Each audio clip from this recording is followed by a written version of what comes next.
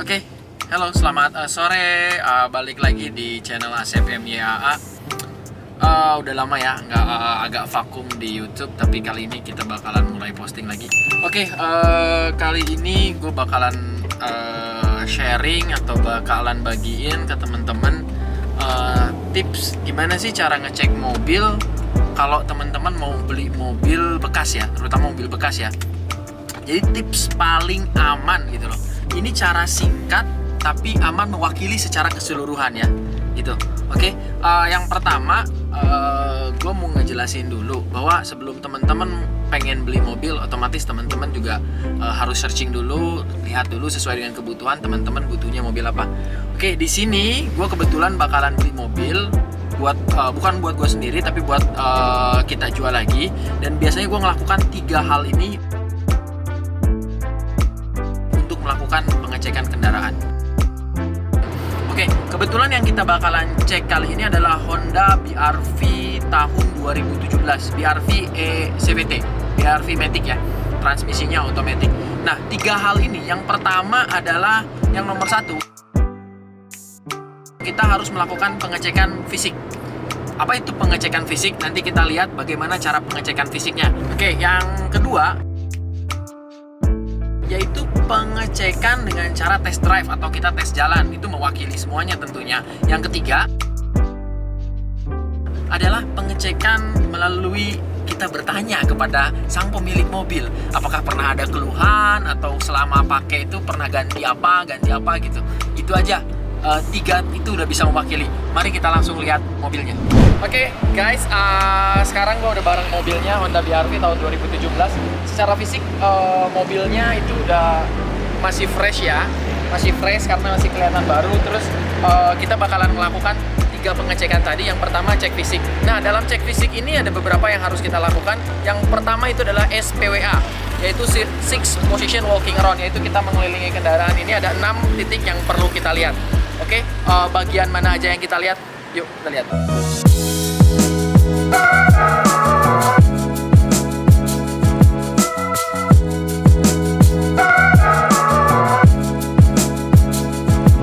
Oke, yang pertama biasanya gue lihat itu di bagian depan. Bagian depan ini meliputi bumper, terus ringsplang, dan bagian-bagian lainnya, seperti headlamp, juga kisi-kisi. Oke, di bagian depan ini kita lihat.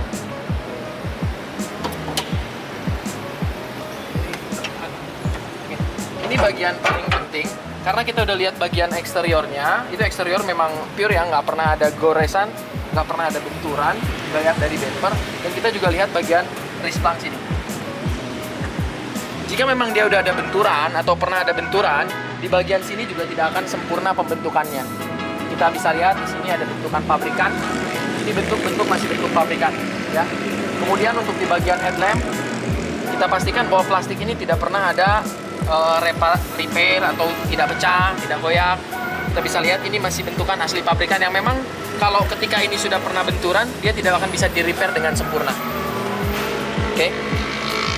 Ini adalah bagian dari pengecekan fisik. Setelah itu kita lihat bagian fisik kembali, apakah di sini ada bekas benturan. Kita lihat dari mulai karet-karet. Oke. Kemudian kita lihat bagian belakang. Nah, dan langsung bagian belakang ketemu. Berarti secara fisik ini sudah mengalami benturan. Hanya benturan di sini, ini hanya benturan minor aja. Jadi benturannya benturan minor, benturan seperti ini. Ini kejadian kemarin. Oh, kemarin kena tabrak motor. Ya, kena tabrak motor. Di sini yang bagian yang kena reflektornya kena, bagian stop lampnya juga kena. Oke, tapi ini hanya benturan minor. Kemudian kita lihat lagi bagian-bagian di sini. Secara keseluruhan kondisinya 80% ini termasuk kondisi aman ya. Ini termasuk kondisi aman. Baru setelah itu kita lihat bagian pintunya. Untuk melihat bagian pintu apakah ada pernah benturan di bagian pintu, kita lihat di bagian di sini. Di bagian ujung pintu ini dia tidak bisa balik lagi ya. Ketika diisi bagian sini pernah benturan, ini dia nggak bisa untuk di-repair atau diperbaiki dengan sempurna karena bentuk seperti ini adalah bentuk pabrikan. Kemudian di bagian pilar sini juga ini sulit untuk diganti. Ketika dia bentukannya sudah tidak lagi sempurna, ini sulit banget buat dicek. Adapun kalau kita memang curiga dengan hasilnya, kita bisa buka di bagian karet sebelah sini untuk melihat apakah ini pernah benturan atau tidak. Di setiap pintu kita bisa lihat ini. Tetapi ini jika misalkan ini mencurigakan. Oke, next kita lihat di bagian belakang. Nah, di bagian belakang ini di mana tadi ada bekas benturan yang minor ya. Nah, seperti yang saya bilang, ketika ada bekas benturan minor, ini kita harus coba liatin kamera. Ini kita repair. Ini nggak bakalan 100% sempurna kecuali kita ganti pintu. Tapi ini kita bisa jelasin bahwa ini memang ada benturan yang minor. Jadi bukan benturan mayor yang sehingga merusak bagian sasis kendaraan. Itu yang sebenarnya nggak boleh. Biasanya kalau kita mau lihat, kalau bagian depan kan kita tadi bisa lihat dari pilar. Nah, kemudian untuk bagian belakang ini kita bisa lihat dari karet seperti ini. Nah, kalau ketika karetnya masih original dan bentukan di sini masih bagus, itu sudah dapat dipastikan bahwa mobil belum pernah benturan secara mayor ya. Kayak gini. Itu sudah dapat dipastikan bahwa 100% mobil ini nggak pernah mendapat benturan yang mayor ya, hanya yang minor-minor lah, kecil, maklum di jalan. Atau bisa juga teman-teman lihat di bagian kolong sini. Tapi kalau saya biasa ngelihat kalau dari sini udah aman ya di belakang udah pasti aman gitu.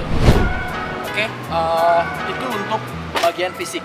Dan secara fisik kendaraan ini sudah mewakili bahwa mobil ini itu tidak pernah benturan mayor ya, hanya benturan minor aja, dan secara fisik mobil ini digunakan dengan baik. Next kita lihat bagian interior dan sekaligus kita lihat di bagian 2 yaitu pengecekan untuk test drive-nya gimana. Oke, kita udah di bagian mobil, udah di bagian dalam mobil. Sebenarnya di bagian interior ini kita bisa lihat apabila kita melihat ada kejanggalan-kejanggalan di sudut-sudut sini, artinya secara fisik mobil ini sudah tidak mumpuni. Dan apabila secara fisik mobil ini tidak mumpuni, ya kita udah bisa lakukan itu. Karena ada 3 hal yang berikutnya yang mewakili, yang berikutnya adalah secara tes jalan. Nah, dengan tes jalan ini kita bakalan tahu apakah kaki-kaki bermasalah, mesin bermasalah, atau transmisi bermasalah ya. Kita bisa tahu. Nah, kebetulan kita naik mobil ini, kita udah cek bahwa air conditioner itu bekerja dengan baik, audio menyala dengan benar, kemudian tidak ada indikator yang menyala di bagian dashboard, hanya indikator handbrake karena kita tarik dan indikator safety belt. Terus yang terpenting ketika kita duduk di sini, kita bisa lihat bagian odometer. Di sini menunjukkan 55.000. Di sini menunjukkan bahwa pemakaiannya itu sangat baik. Hanya saja kita harus teliti dengan hal ini. Kita juga harus periksa apakah di record servis Honda atau di buku servisnya sesuai dengan yang di sini. Karena ada beberapa atau ada banyak yang ya hal-hal lain bisa terjadi lah begitu. Oke, di bagian interior kita bisa lihat kondisi kendaraannya cukup terawat ya. Untuk tahun 2017 ini cukup terawat. Oke, kita bakalan langsung tes jalan. Tapi sebelum kita melakukan tes jalan, biasa yang saya lakukan adalah pengetesan electrical. Yang pertama bisa kita tes steering audio controlnya, itu sudah berfungsi dengan baik. Kemudian lampu kabin sudah berfungsi dengan baik. Keempat jendela ini berfungsi dengan baik. Berfungsi dengan baik. Central lock berfungsi dengan baik. Kemudian spion berfungsi dengan baik. Kemudian central lock fungsi dengan baik. Mirrornya juga berfungsi dengan baik. Wiper kita cek berfungsi dengan baik. Wiper belakang juga berfungsi dengan baik. Kemudian hazard berfungsi dengan baik. Hal-hal itu kita lakukan. Terus kemudian setelah itu kita melakukan yang mechanical.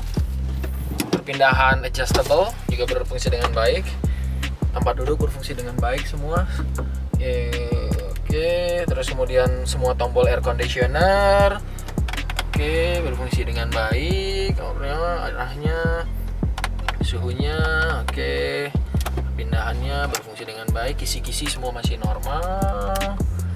Dah, bagian interior sudah kita wakili dan semua kondisi mobil masih dalam kondisi baik. Next kita tes jalan ya mobil ini. Gue lupa ngejelasin tuas transmisinya masih berfungsi dengan baik ya. Ini kamera mundurnya juga ada tuh, lumayan. Ini yang punya nih. Om Mobi nih yang punya. Kita tes jalan untuk ngecek transmisinya bagaimana. Kita cek.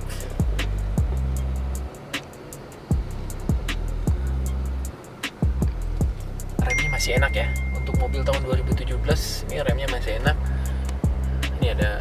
Ini yang pertama kalau kita tes jalan itu harus pakai sabuk pengaman ya. Itu yang pertama ya, harus pakai sabuk pengaman karena tanpa sabuk pengaman nanti tilang kita. Oke, nah ini kita tes jalan, steeringnya nyaman banget, masih halus. Terus kemudian kita bakalan langsung tes CVT-nya apakah masih normal transmisinya atau sudah ada gangguan.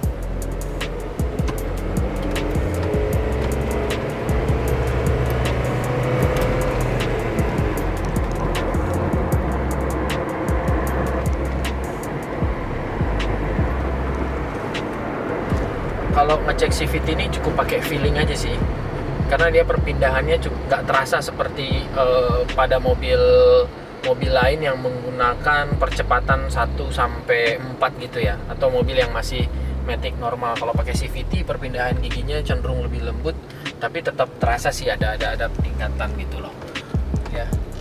Ini saya udah pastiin bahwa sebenarnya transmisinya masih aman. Untuk gejala juga kita belum nemu ada gejala. Terus kemudian untuk dia punya stabilizer dan kaki-kaki juga masih enak. Mungkin kebetulan jalannya masih jalan yang rata ya. Kita coba mau tes U-turn untuk biar kita tahu apakah kita lebih kenal yang namanya itu ini tarik, karena ini mobil pengguna tarikan depan. Sebenarnya kan platformnya ini ya platform Mobilio. Sejauh ini sih untuk Honda Mobilio atau BRV minim akan keluhan tarik ya, beda dengan saudara-saudaranya seperguruan. Itu ada beberapa yang justru mobil MPV seperti ini tariknya sering bermasalah ya. Oke, next kita bakalan dapat jalan yang sedikit bergelombang. Nah, di jalan ini kita bakalan cek apakah stabilizernya berpengaruh. Tapi tadi kita kena polisi tidur, itu udah aman banget. Enak banget mobilnya. Untuk tahun 2017 dengan kilometer 50.000 harusnya sih aman ya, harusnya sih aman. Tapi karena ini tips dan trik, makanya saya harus jelaskan singkat dan detail. Oh, masih enak nih. Ini masih enak. Karena nggak ngeluarin bunyi-bunyi yang membandel gitu loh. Terus tarikannya, mesinnya nggak ada pincang, tarikannya juga normal. Jadi ya ini enak banget. Mobilnya masih bagus banget. Jadi cek yang kedua udah kita lakukan, yaitu test drive kendaraan.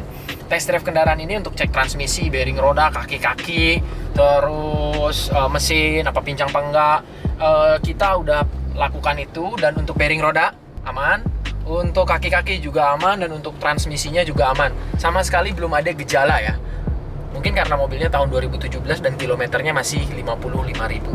Oke, itu bagian kedua. Dan bagian ketiga, kita bakalan tanya ke penjualnya, si bapak yang mirip Om Mobi tadi. Kita bakalan tanya apakah ketika selama dia pakai ada keluhan, atau kenapa dia mau jual mobil.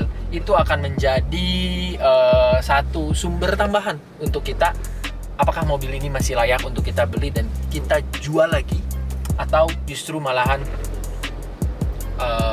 ternyata ada masalah. Oh iya, sekedar informasi buat teman-teman, dalam video kali ini itu hanya menjelaskan bagaimana secara pengecekan secara fisik kendaraan ya. Jadi nanti kita bakalan upload lagi video bagaimana pengecekan secara legalitasnya atau surat-suratnya. Next, itu di video kita bakalan ada, dan teman-teman ikutin terus video kita. Oke, kita lanjut ke pengecekan yang ketiga. Halo teman-teman, sekarang gue langsung melakukan pengecekan yang ketiga. Gue udah bareng Pak Bobby. Sebenarnya gue nggak tahu nama aslinya, terlalu panjang dan itu susah banget. Oke, Pak Bobby ini sebagai pemilik tangan keberapa kemarin? Kedua. Tangan kedua berarti. Iya. Ini tangan kedua, berarti kemarin beli dari pemiliknya langsung. Pemilik pertama. Oke. Ya, pemilik langsung. Sebenarnya kita lagi mau beli mobilnya, cuman kan kita harus tanya dulu, ada pengecekan yang ketiga, yaitu gimana Pak Bobby waktu pakai mobil ini? Pernah ada keluhan nggak? Nah, pertama mobil yang saya beli ini saya sih nggak ada keluhan. Cuma karena saya sifatnya ya mobil masih baru ya, jadi saya mau nggak mau saya bawa ke bengkel resmi untuk servis. Nah, jadi track record mobil yang sebelumnya saya beli, itu kan saya lihat dulu buku servisnya. Buku servisnya ini servisnya pernah di dealer resmi atau di tempat Berarti yang servisnya lain. rutin dong? Jadi ini servisnya rutin. Udah 4 tahun servisnya masih rutin? Masih rutin. Jarang banget kita ketemu orang soleh begini yang masih ngehasilin revenue buat bengkel Honda. Dan bahkan dealer Hondanya juga bilang, Pak, ini udah 50.000 udah lewat loh, masa gratis servisnya udah lewat. Nah, lo kok masih servisnya di Honda? Ya, jadi saya juga pengen memastikan confidence saya juga beli mobil, ini mobil nggak ada pernah masalah. Oke. Cuma satu keluhan saya mungkin kenapa sih bunyi AC-nya rada bising gitu. Oke. Makanya saya langsung pergi ke dealer Honda, rekomendasi dari dealer Hondanya ya ganti kompresor mobil. Jadi kompresornya udah ganti? Jadi kompresornya ganti dari Nebo Denso resmi. Oh, Nah, jadi ini habis banyak dong? 4 jutaan. Kualan. Beruntung banget nanti yang dapat mobil ini karena mobilnya servisnya Honda, kompresornya juga baru. Dan digaransi 1 tahun. Oh, ada tambahan garansi. Ada tambahan untuk garansi kompresornya. sampai Maret 2023. Oh iya, saya mau tanya, ini bannya itu kok kelihatan pernah ganti ya bannya? Nah, jadi setelah saya beli mobil dapat yang saya beli, saya langsung ganti bannya 4-4-nya. Oh, Nah, jadi pantesan baru bannya kondisi masih baru. tebal. Oh, gue tadi lihat sekilas bannya masih tebal. Kilometer 50.000 harusnya agak kilometer 50.000 pemakaian 4 tahun harusnya bannya agak-agak. Kondisi bannya masih bagus, tapi saya ingin memastikan selama di tangan saya nggak ada masalah di jalan, saya ganti ban. Berarti kenapa dijual? Karena mau mutasi, Pak. Pindah tugas dari Nah, Batam. kadang gue kan ada nyari mobil nih, ketika nyari mobil ada yang dijual tuh karena sebenarnya mobilnya udah nggak nyaman, Oke. atau udah bosen, Oke. atau ada juga tapi nggak bisa gue wawancara yang terakhir ini, mobilnya udah mau ditarik. Jadi saya mau pindah tugas karena mobil Batam kan nggak bisa keluar, ya udah saya paksa jual. Oke. Akhirnya kita mau deal-dealan harga dulu dengan Pak Bobi, mudah-mudahan mau turun harga banyak. Gue ucapin terima kasih banyak. Siap, udah mau Pak diliput. Sep. Semoga Pak Bobi nanti membawa cabang yang di Padang sana kan, Di Padang. itu semakin maju. Amin. Di sana ganti mobil, pengecekannya mantap. Oke. Terima kasih Pak Bobi. Teman-teman, kalau yang di Batam, saya juga referensi nih. Nah, kalau misalnya nanti, kalau teman-teman cari mobil used car atau mobil second, saya garansi nih, kalau mobil di tempat Bang Asep, itu mobil semuanya transparan. Kondisi apa adanya, dan saya jamin kondisinya nggak ada yang cacat. Udah diberesin ya cacatnya. Oke, thank you Pak Bobi. Thank you, Bang Asep. Oke teman-teman, jadi mobil ini udah deal. Harganya mau tahu berapa? Nggak bakalan gue kasih tahu. Kenapa? Itu modal. Nanti ketahuan gue ngambil untung berapa. Jadi pada intinya gue udah ambil mobilnya karena gue ngerasa mobil ini cocok banget. Mobil ini masih bagus banget dan mobil ini layak untuk dibeli terus kemudian dijual lagi. Terus harganya gue bisa ambil untung. Itu yang paling penting kalau kita sebagai pedagang mobil. Tapi kalau buat teman-teman sebagai pengguna, yang paling penting adalah dari kualitasnya. Kalau harga itu nomor 2, yang penting kualitasnya. Ya, yang pertama itu kualitasnya. Kenapa harga gue bilang nomor 2? Karena teman-teman nggak bakalan nemu kualitas yang sama. Agak susah nemu kualitas yang bagus dengan harga yang murah gitu loh. Tapi kalau gini, ini kualitasnya bagus dan gue bisa jual lagi. Artinya masih bisa ada sedikit margin. Terus kemudian gue tinggal beresin dulu yang di belakang yang penyok itu, gue beresin dulu, baru nanti lampu sama reflektornya diganti. Oke, cukup sekian di video kali ini. Mudah-mudahan teman-teman bisa ngambil manfaatnya. Gue mohon maaf apabila ada kesalahan penyebutan brand atau kesalahan-kesalahan apapun, karena kebenaran hanyalah milik Allah Subhanahu wa Ta'ala. Oke, sekian dari gue. Jangan lupa like, share, subscribe, and comment. Terus jangan lupa follow Instagramnya @asepmea. Oke, thank you.